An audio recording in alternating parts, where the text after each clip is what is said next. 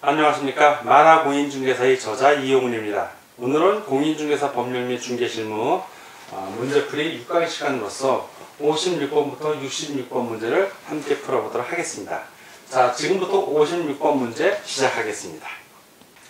56번. 다음 중 무등록 중개업자가 아닌 경우는, 무등록 중개업자 그러면 여러분들이 아닌 경우를 떠올려야 될 때는 딱 둘만 떠올리면 돼요.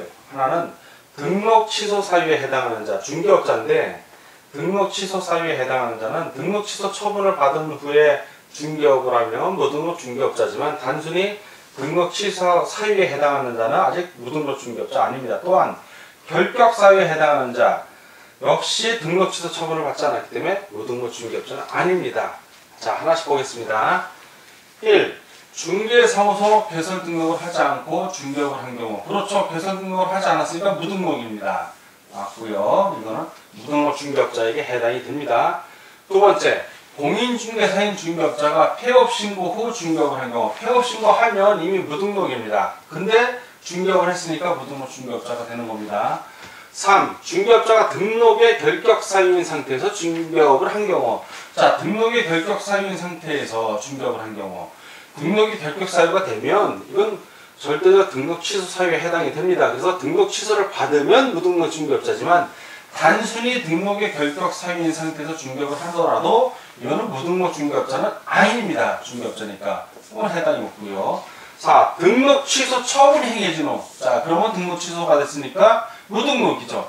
그때 중개업을 하면 무등록 중개업자 맞습니다. 5번 중개사무소 개설 등록을 신청 후 등록 통지가 되기 전에 중개업을 한 경우.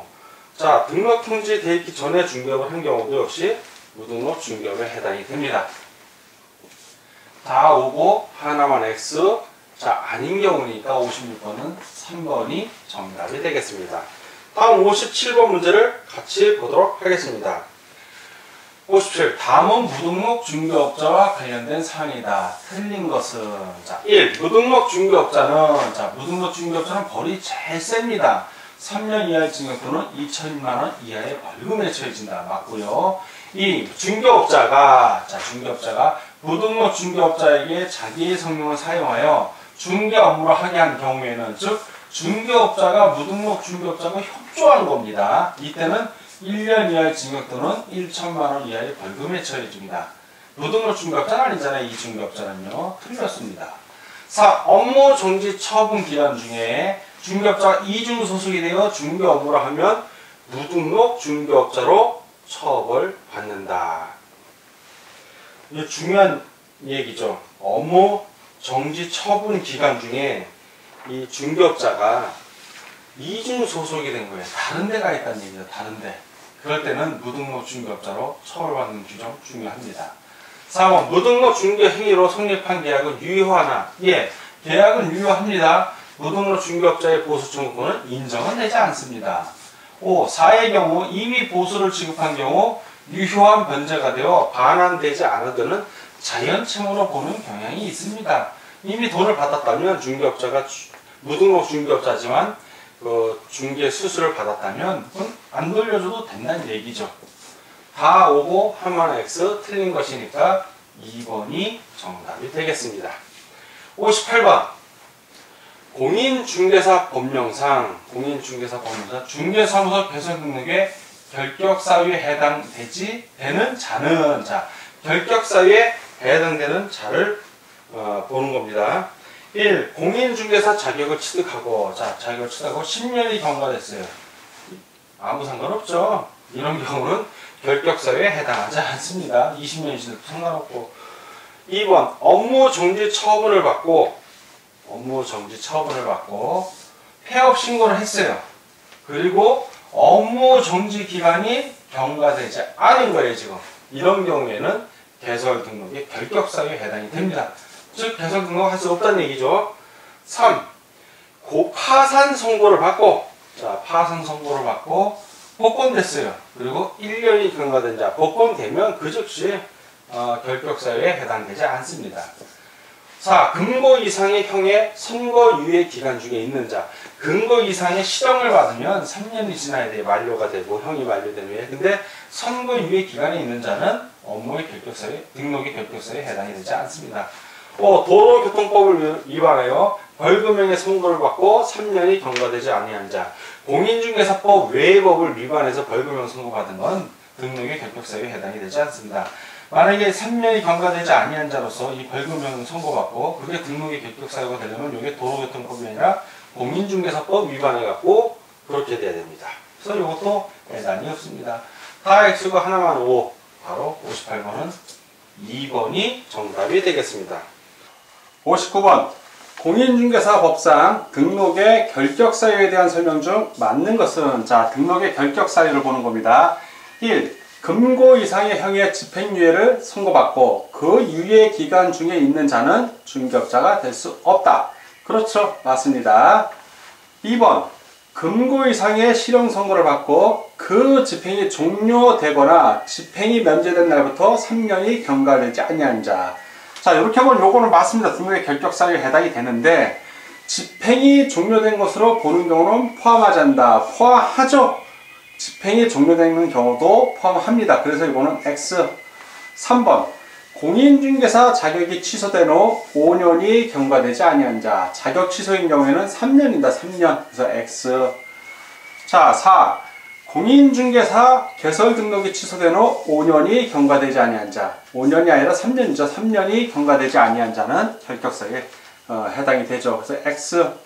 5번 공인중개사법을 위반하여 300만원 이상의 벌금형 선고를 받고 1년이 경과되지 아니한 자. 자, 이때는 3년이죠. 공인중개사 결격사유는 3년이 경과되지 아니한 자입니다. 그래서 이것도 X. 다 X고 정확하게 맞는 거는 1번이니까 59번의 답은 1번이 되겠습니다. 다음 문제를 보겠습니다. 60번 등록의 결격사유에 해당될 경우에 교과에 관한 설명 중 거리가 먼 것은 1. 등록 전에 결격사유에 해당하는 경우 중개사무소 개설 등록을 받을 수 없다. 맞습니다. 두 번째, 등록 전에 중개법인의 사원 또는 임원으로 선임될 자 중 1인이라도 결격사유에 해당되면 해당 법인은 중개법인으로의 중개사무소 개설 등록을 받을 수 없다. 맞습니다. 3. 등록 후에 결격사유에 해당하는 경우 등록관청은 개설 등록 취소 처분을 하여야 한다. 맞습니다. 절대로 등록 취소 처분 해당됩니다. 4.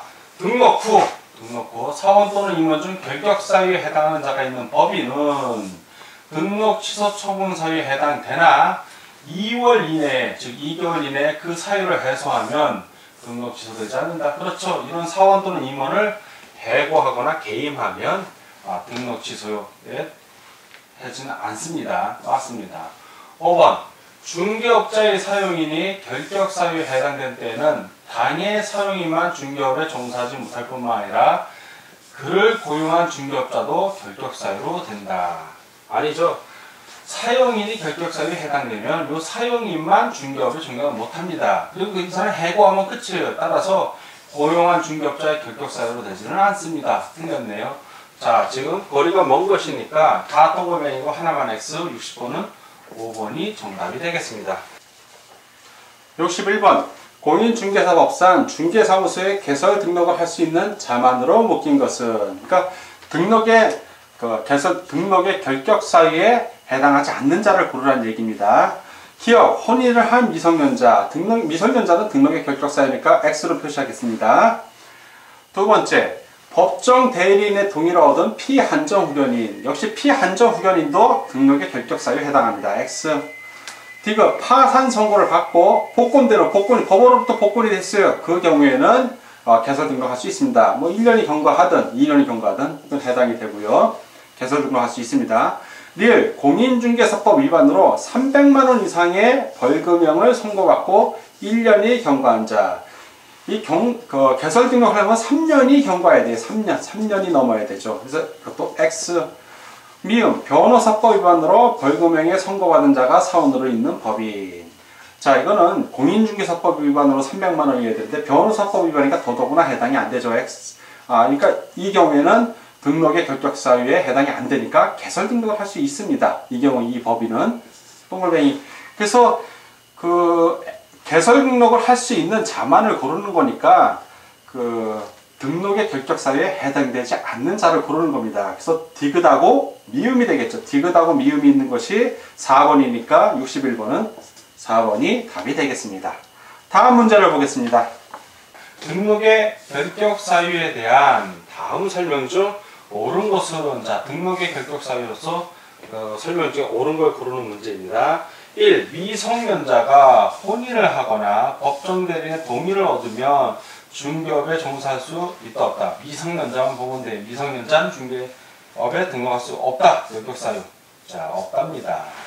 이 결격 사유에 해당하더라도 응시 자격을 갖춘 경우 공인중개사 자격시험에 응시할 수 있다. 예, 미성년자인 경우라 하더라도 미성년자 시험 볼 수 있습니다. 내가 응시할 수 있다. 맞는 질문입니다. 3. 파산 선고를 받고 복권대로 3년이 경과해야 중개업에 종사할 수 있다. 복권되면 바로 중개업에 종사할 수 있습니다. 파산 선고는. 4. 특별 사면을 받은 자는 특별 사면이라 즉시 결격 사유에서 벗어난다. 즉시가 아니라 3년이 지나야 됩니다. 특별 사면의 경우에는. 자, 이거 X고 이것도 X고. 일반 사면을 받은 자는 일반 사면일에 즉시 결격 사유에서 벗어납니다. 근데 3년 경과해야 된다고 했으니까 틀렸네요.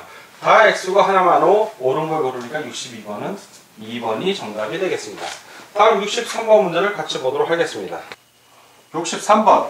등록의 결격 사유에 대한 다음 설명 중 옳지 않은 것은 1번. 징역 2년의 선고를 받고 만기 석방된 자는 그 석방일로부터 3년이 지나면 중개업에 종사할 수 있다. 맞습니다.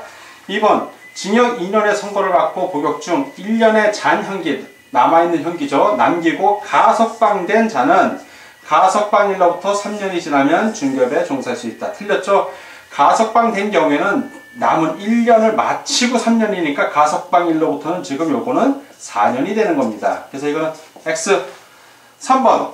파산 선고를 받은 후 채무를 변제하여도 결격사유에 해당한다. 그렇죠. 법원으로부터 복권 선고를 받아야 됩니다. 맞습니다. 4. 공인중개사법 위반으로 300만원 벌금을 선고받은 경우 3년이 지나야 중개업에 종사할 수 있다. 맞습니다. 5번. 업무정지 처분을 받고 폐업신고를 한 자로서 업무정지 기간이 경과되지 아니한 자는 등록의 결격사유에 해당한다. 맞습니다. 다 오고 하나만 X. 그래서 63번은 2번이 답이 되겠습니다. 다음 문제를 보겠습니다. 64번. 중개업자의 결격 사유에 관한 설명 중 옳은 것으로만 묶인 것은 기억. 미성년자는 공인중개사 자격을 취득하였어도 중개업자의 결격 사유에 해당한다. 정확하게 설명하고 있습니다. 니은 심신이 박약하거나 재산의 낭비로 자기나 가족의 생활을 궁박하게 할 염려가 있는 자는 결격 사유에 해당한다. 아니죠. 한정치상자 또는 검찰 선고를 받아야지 염려 있는 것만으로는 안 됩니다. 상관이 없다는 얘기죠. 틀렸고요. 디귿 2010년 11월 1일에 징역 1년 6월에 집행유예 3년을 선고받은 자는, 자, 징역 1년 6월에 집행유예 3년이라는 얘기는 징역 1년 6월을 살았다는 얘기, 안 살았다는 얘기. 안 살고 그냥 평소 생활을 하면서 3년 동안 아무 죄만 안 지면 용서해 주겠다는 얘기죠. 선고받은 자는 그 집행유예 기간이니까 3년간, 3년, 2013년 10월 1일이 되겠죠. 그게 지나면 결격사유에서 벗어난다. 단 유예가 시도되지 않음을 전제하고 맞는 지문이 되겠습니다. 1. 형법상, 형법, 공인중개사법이 아니라 사기죄로 100만원의 벌금형을 선고받고 1년이 경과되지 아니한 자는 결격사유에 해당된다. 해당하지 않죠.